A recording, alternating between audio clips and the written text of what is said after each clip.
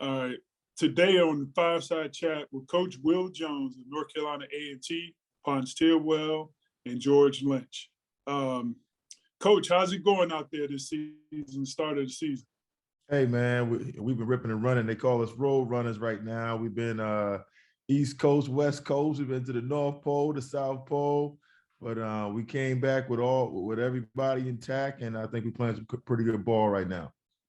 Yeah, I saw the other day you had a close one.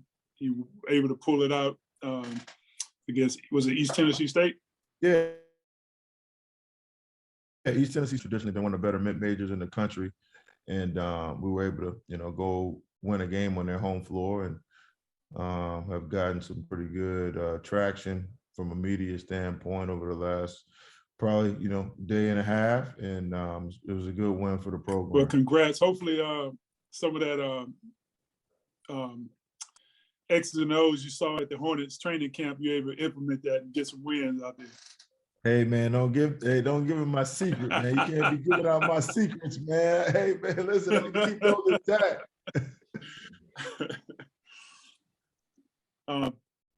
Ponce, you got anything?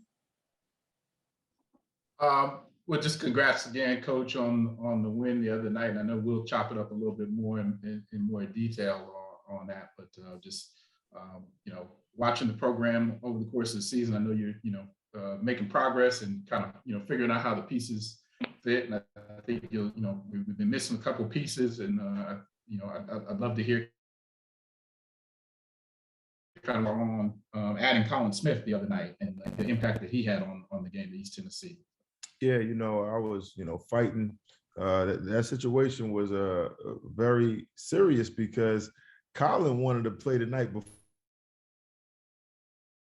He played at UCF and, helped them get to the NCAA tournament, was American League, all conference type of player. And so he wanted to come back for that game and, but he just wasn't ready from an eligibility standpoint yet. But, he got on the bus and traveled down to Johnson City by himself, him and the bus driver. And so when we got on the bus at the airport, I thought he was at the hotel, but I got on the bus first, and the 6'11" dude just sitting in the seats. I'm like, man, what you doing? He's like, oh, man, I've been on the bus to the airport for about 2 hours, Coach. I'm like, oh, man, I didn't know that. I said, it's all good, man. It's going to be all good. And so, but yeah, man, he came out. He was rusty. But experience. And so he's got experience and playing in that league. And, his teammate was Taco Fall. So when you're playing against a 7'2" dude every day, you really know how to play defense. You know what I mean? Right. And so defensively, he changed the game. He only played 20 minutes in the game. And I had him, he's on minutes restrictions right now until he kind of gets his condition to where it needs to be. But in those 20 minutes, he was plus 18 on the floor. He totally shut down the inside presence of East Tennessee State, who had been dominant in the paint in their game so far this season. And so the speculation and the anticipation in terms of him hitting the floor was well worth it.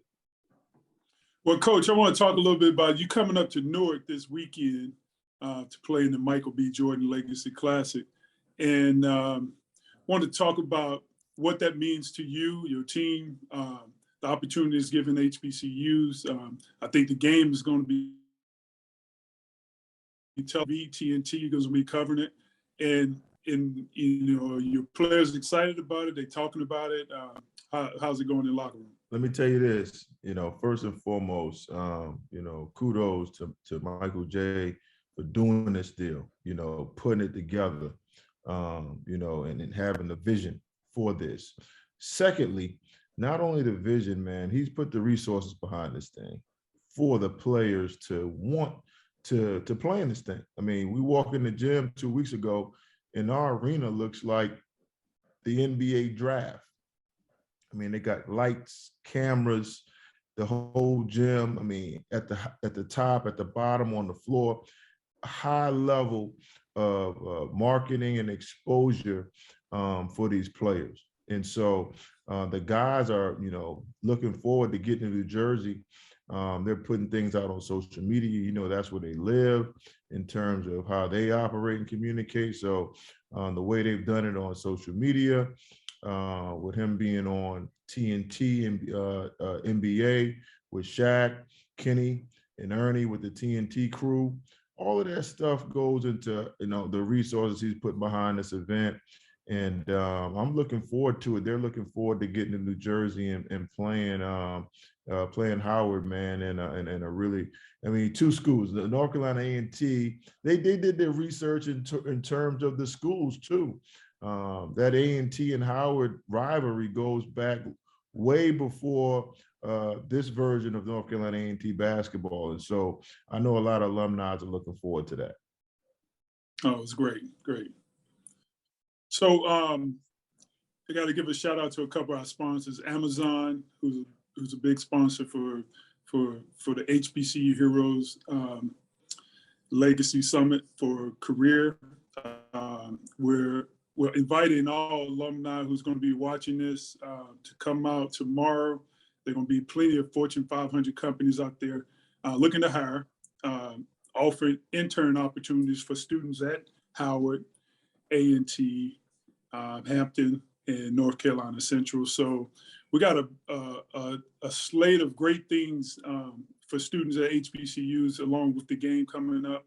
And we just wanted to make sure that everyone knows about it and have an opportunity to see what it's all about. This is big, man. It goes along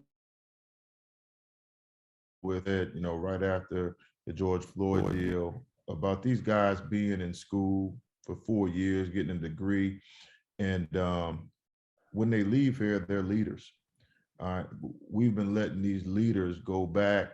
We've been cheating them because you and I both know that the professional, even if you make it professionally, that ball has to stop one day. And the skills that they get in these 4 years can be used so many more places. And so I've encouraged my guys to try to get internships, when they're here and during these 4 years. You know what I mean? It wouldn't hurt them if they were with a corporation for 1 or 2 summers.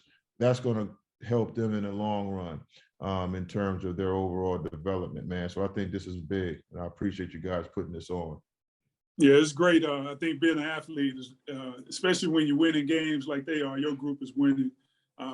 People want to associate themselves with it. So if the guys and athletes can leverage that to get a step ahead, most of their peers coming out of college go right into the working workforce. When like I know, Coach, when you're an athlete, it is a job, and you don't have the luxury of the time to go do an internship. Sometimes to get a part-time job, to get that job experience. I think things like this would be a great opportunity for not only student athletes, but students at HBCUs. Great. I think that's it. You got any more questions, Ponce? Yeah, so just real quick on that, again, as Coach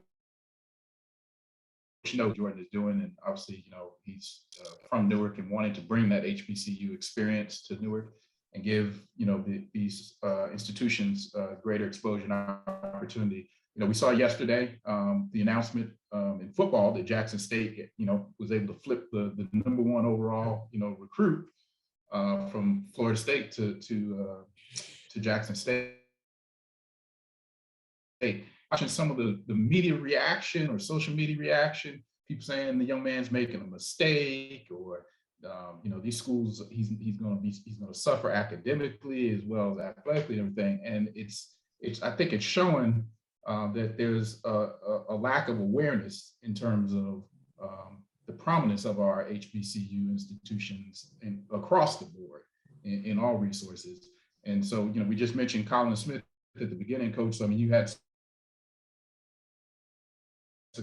as a transfer, and then we had success obviously getting Duncan Powell, right out of high school as well too. So kind of when you're recruiting, what, not to give away your secrets, but kind of what's kind of your your message when you're trying to sell these guys on, hey, you can come still play top quality basketball and have a great academic experience as well.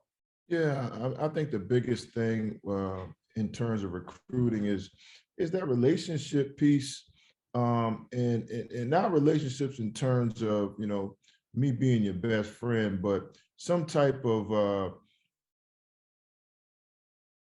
for me, and that Deion's doing, and he can do it at a much bigger scale than I am because he is prime time.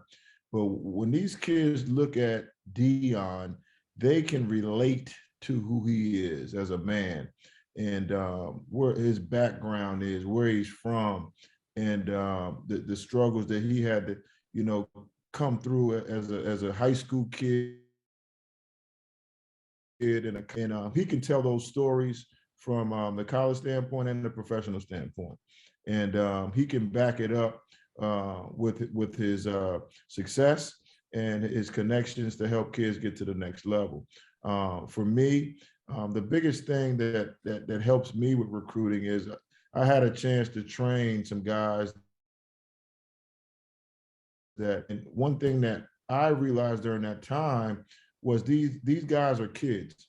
Even though they're number 1, number 2 in the country, number 10 in the country, they're the same as the 1,000th recruit in the country. They're still kids. They still need guidance. They still need people to help them with decisions. And I think once you show that you're trying to do, and you have a plan for them, then it's about what can you sell. I mean, I think A&T has something that people want.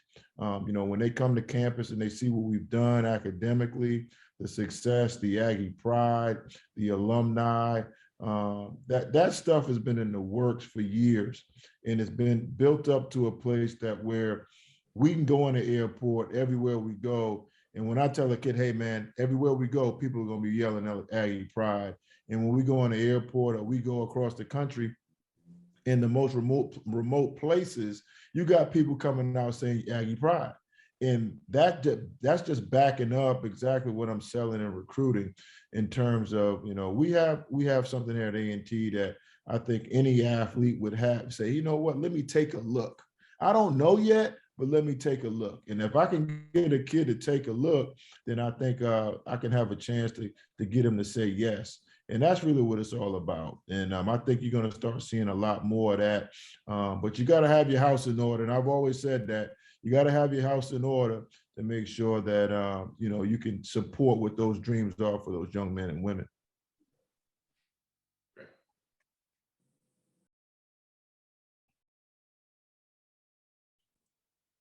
Those are some great words, Coach.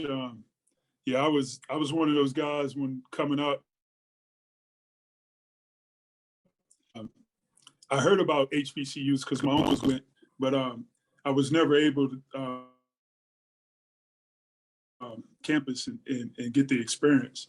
And then once I got to Chapel Hill, I got to go state, you know, the HBCUs in the Carolina area, and it was a great experience. And I wish I had have taken a visit. You know, not to say it would have changed, you know, where it went, but you know, it was a great experience. I had opportunity to work at Clark, Atlanta down, you know, for 2 years. Great experience. You know, the guys were all ears, like you said, wanted the information, wanted to be guided, and I enjoyed my experience. And I think that's kind of gives me the passion to keep pushing as HBCU heroes, because anyone can be a hero to an HBCU. You don't have to go there. Chris Paul did not go there. Charles Barkley, all those guys have made generous donations to athletic programs at HBCUs.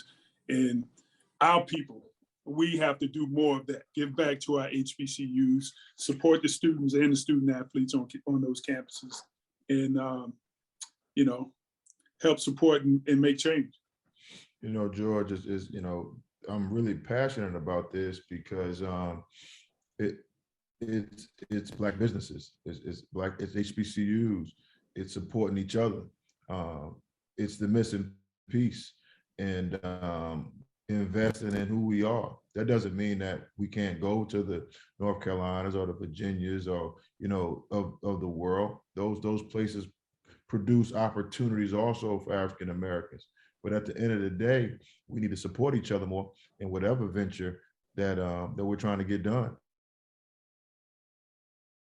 Academically, on HBCU campuses, some of the greatest academic people that we've ever produced started right here at North Carolina A&T, at Clark Atlanta, at Hampton, at Howard, North Carolina Central, South Carolina State, these schools, and produce opportunities for us to have. And so we got to continue to invest in ourselves and not forget that on both the playing field and in the classroom.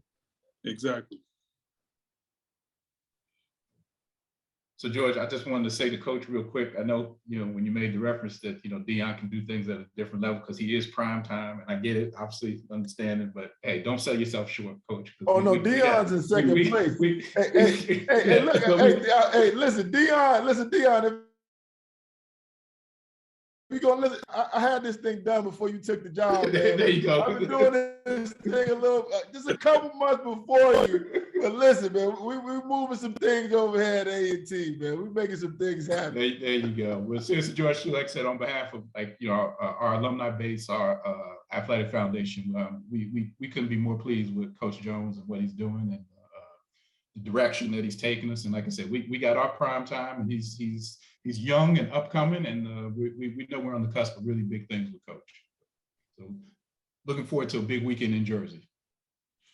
I appreciate those words, man. And George, I appreciate this. This was good. Thanks, Coach. Anything I can do to help, let me know.